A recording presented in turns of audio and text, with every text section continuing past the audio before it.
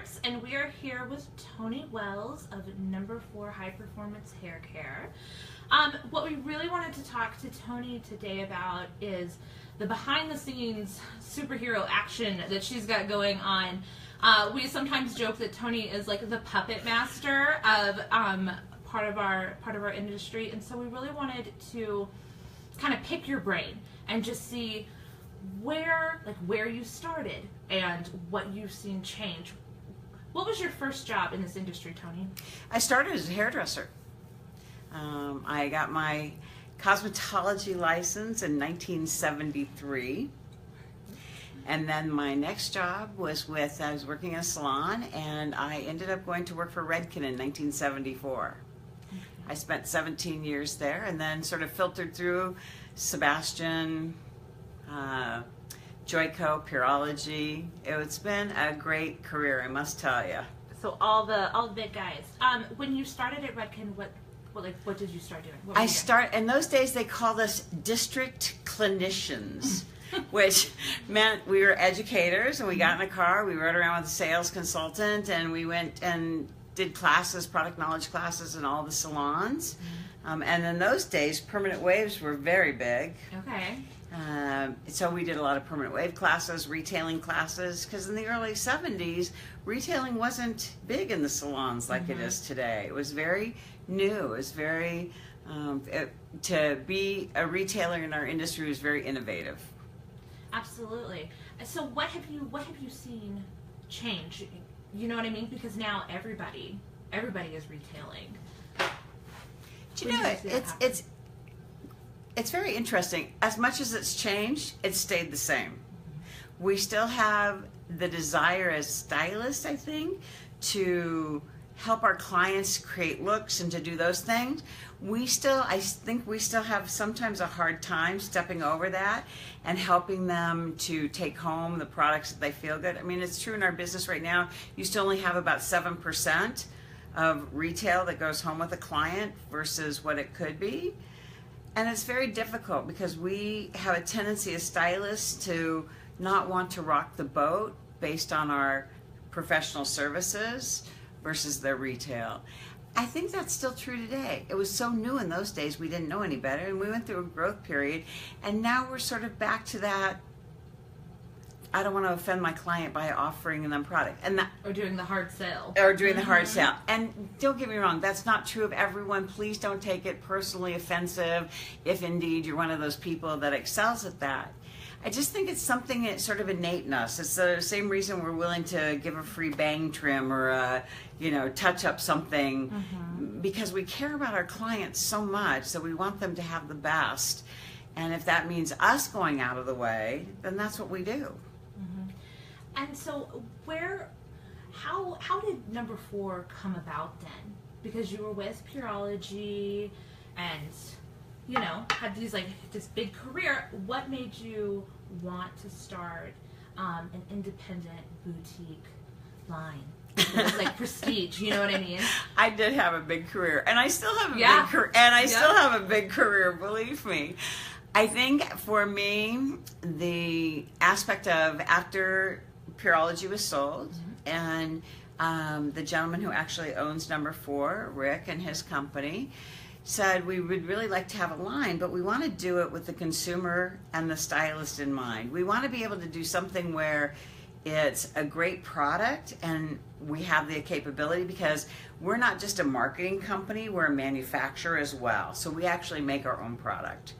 And when you do that, you have a lot more control over the ingredients, you have a lot more control over what you're offering and the formulas and things like that. So we wanted to take it to the next level and offer the salons, and quite honestly, primarily the distributors, the ability to service the salons with a product that has the ultimate hair care experience for the client.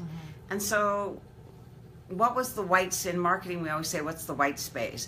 And I believe that there was something that was missing for the distributors to take to the salons and allow them to service the needs of those other clients. And when we looked at what could that be, it was, yes, we have a lot of organic lines. Yes, there's a lot of other things out there, but how do we marry fashion and sustainability. How do we marry two parts that as stylists we love? We love the art of hair, but we also want to be good earth citizens. And so how do we take those two things and marry them? And it's not just about the sustainability, it's not just about organic, it's about high performance, which is far beyond that. It's about high performance. And how do we allow our customers and our clients to have that feeling and go beyond what they've ever felt before? And that was the approach we took. We know that today it's a global society. You'd no more, I hate to say this, but you no more take Chablis maybe to a dinner party. You'd take a, Sauvignon Blanc made from the soil of the green lip mussels or whatever. I mean, there's always a story to tell behind the things that we do. So how is it that we put the performance behind the story as well, but give that sophisticated fragrance, give that sophisticated feel, give that elegantness of a product so that you feel like you're giving yourself a gift? And when we looked at that white space, so whatever white space you have in your salon, whatever white space that you have, you take a look and say, how is it that I bring something in to fulfill that need and the need of that client? And that's really, since you asked, that's really where number 4 came from. It's looking at the white space. But in the early days, that's where Redken came from. In the early days, that's where Sebastian came from. And when you take a look at people going in and saying, what's missing and how do I fulfill that so I can service the needs of those clients that are looking for something different? And as I always say, and don't you think they deserve that? We have heard that you say that. We interviewed a ton of people that Toni has known throughout her career, and they had some of the most amazing things to say about you. But something that came up a couple of times was that you are really good at reading the trends and knowing what's on its way out, what's coming up. Tell us a little bit about that and kind of why that's so important. Well, it's about servicing the needs of the consumer and the clients. And trends are very different than fads. Pet rock might be a fad. A trend is quantifiable and measurable. And if you watch the news and you look at the books and you look at the movies that are popular and the ones winning the awards, and when you start to see the same words come up consistently, and when you see the same theme come up consistently, like we decided a few years ago to be a little irreverent. How do we know that? Because Juno was nominated for one of the best movies. Why? It was very irreverent for the time. When you take a look at that, so you know that the importance is the story, but the importance is of the story is to sort of poke a little fun at ourselves. Look at vitamin water. So vitamin water, everyone has a story. Each one of the bottles has a story. So what we see from that particular trend is it gets bigger and bigger. People love to have the story, and they love to have a little irreverence in the process. It takes the stress out of their life. Why do we know it's a trend? Because it takes the stress out of their life. M&Ms, melted in your mouth, not in your hand, went out, and they almost lost their business till they came out with each one of those characters having a storyline of their own and a personality. We as consumers want personality in our products. We want to fall in love with our products. We want to fall in love with the brands that we have. And I think that's one of the important things. So whether you have a salon, and you say, how is it that I make the clients in my area fall in love? If you have a salon, take a look, step back and say, what would make me go into the salon? What would make me buy a haircut from you? What would make me do something with you? And then that's how you know how to focus on other things that you're doing. And it really comes down to relationships a lot of times. And the relationship with the brand, the relationship with you, the relationship with the salon, all of that takes place all at the same time, because we want to love the people we do business with. We want to love the brands. We want to fall in love. Absolutely. Well, I mean, oh my gosh, we, the hair nerds have, I don't know, like mildly stalked you guys forever with our grubby little palms out all the time, looking for shampoo and, you know, all of the amazing things. We've been begging you to do a dry shampoo because I feel like that's like the one thing that we're missing in our lives. Number 4. You have 3 new products. Then you just can't We've wait. been harassing them for our dry shampoo. But you have a new there's a new texture product. Yes, we have a brand new texture paste, which is gorgeous. Actually, we've really sort of vamped up our texture line. So here's the thing I would always say as well. You know, you have in your salon and you want to grow your business. You're doing your Instagram, you're doing Facebook, whatever it is that you're doing to grow your business. So until you get that really rock solid and you can deliver every single time the kind of performance that you want, you need to stop and take evaluation. So we stopped for about a year and really evaluated, got all of our ducks in a row and did everything. So this year was our year to launch some new texture products that you guys have been asking for. Yes. So we launched our brand new smoothing balm, which is a gorgeous product, and it really makes the hair feel beautiful. We took our Fluoro 5 and the technology behind that and combined it with other ingredients that gives you that smooth, but it also gives you the ability to really keep the frizz out, to do the other things that you're looking for, whether it's wet hair or dry hair, whether it's curly, whether it's straight. It's a great straightening, but it's also great for curls. And so then the next thing you guys said is, well, we really want a little bit more texture. Right. So one of the things that we understand from a consumer standpoint, again, this isn't about our personal beliefs. You have to understand the consumer now gets a lot of their information from the TV. They get a lot of their information from the internet. What we understand is that people believe today, just like they understand that sulfates aren't necessarily good for them, the same thing is salts and sodium chloride. With as many, a whole category of straighteners came out. Whole category. And the thing that's always said is don't use a product with sodium chloride. In the old days, we put sodium chloride in there to thicken it. Now it's don't use products with that. So the consumer understands that that's not what they're supposed to have, is they're not supposed to have salt in there. So not anybody else's product, not anybody else's belief. When you take a look at the trend that happens for consumers, they're being told now that salt isn't necessarily good. So we have all these surf sprays, beach sprays, salt sprays, those kinds of things to give texture. So one of the things we did was just turn around and say, let's do it with something a little bit different. So we did it with sugar. So we have our new sugar texturizing spray. When you spray it in, I know you've had a chance to use it. Oh my gosh, yes. It's a beautiful product. I'm living for it.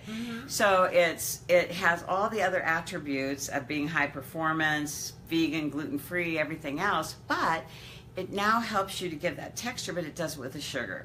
Right. So, and then you don't have a client saying, oh, but I'm not supposed to have salt, right? Exactly. And the same thing holds true then the next thing that we were told, just like you guys want other products from us, and we're trying to always do those. You're begging for it. Is a texture paste. So this weekend actually we've been launching, and if you came to the event yesterday, you got the opportunity to have a full-size texture paste when you left. We want to make sure that when you come to give back, we give back to you. So you had the opportunity to try our new texture paste, which is a beautiful, somewhat matte finish, great on dry hair, great on wet hair. Gives a lot of foundation if you're doing updos, foundation into that to that regrowth, that root area that you can really latch onto. But you have the ability to give a little piecey texture. It rinses out really clean, doesn't last on your fingers, so you can work with it all day. I think that's one of the great things. We work with a lot of session stylists, Frankie Payne and others, and Sean James, who does movie sets. And what they tell us is that they love the product because they can work with it all day long. And build. And they can build it without it building up.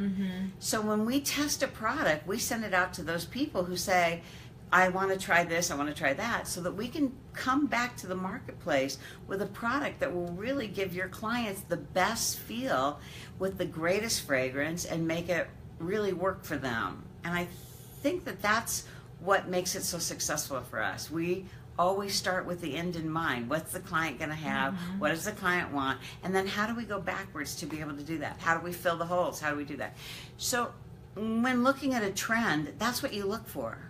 What is going on in the country? What's going on from a consumer standpoint? Someday I will tell you, here's the secret. Watch TV and only listen to the commercials. Because you'll see what your clients are seeing. You'll understand that that's the trend that they're growing on. And when they start to do that, you'll see what's coming up next as well.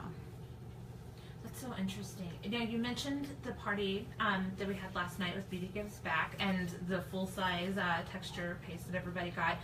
What you didn't mention was that you were the recipient of Partner of the Year for 2016. Number 4 has been so instrumental in helping Beauty Gives Back. Toni has an award. Do you want to show us your award, Toni? I do. I am like a little water droplet.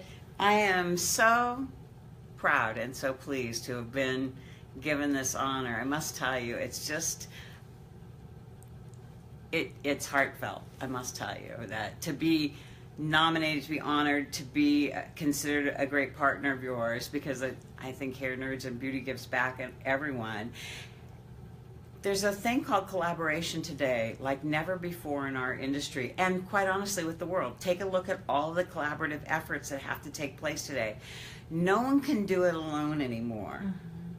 You have to do it with partners in the process. So if you want to talk about a trend that's here to stay, and that's collaboration, because we all have to not abuse each other, but use each other in a way to be able to make that work. So being named Partner of the Year was just delightful. I truly appreciated that. Yeah, community, not competition.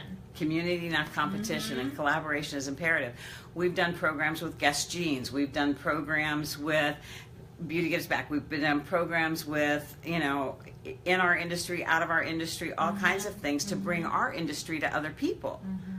We did a thing with one of our super comb, which is sort of like our hat, for hair, and has our UV ray inhibitors and all that. We did that with a bathing suit company to expose their clients, and the bathing suit company loved it because they were able then to show their clients how to go to the beach better, how to work better, how to see their hair better when they were at the beach. And it was also partnered with a couple of the salons in the neighborhood, because I happen to live in Newport Beach. So, totally. We had a whole collective group of people then that got together. And I know many of your salons do that now, but to really consciously go out and do it will just set you apart from everyone else in your neighborhood. I love it. Well, thank you so much, Toni. We really appreciate it. We love spending time with you.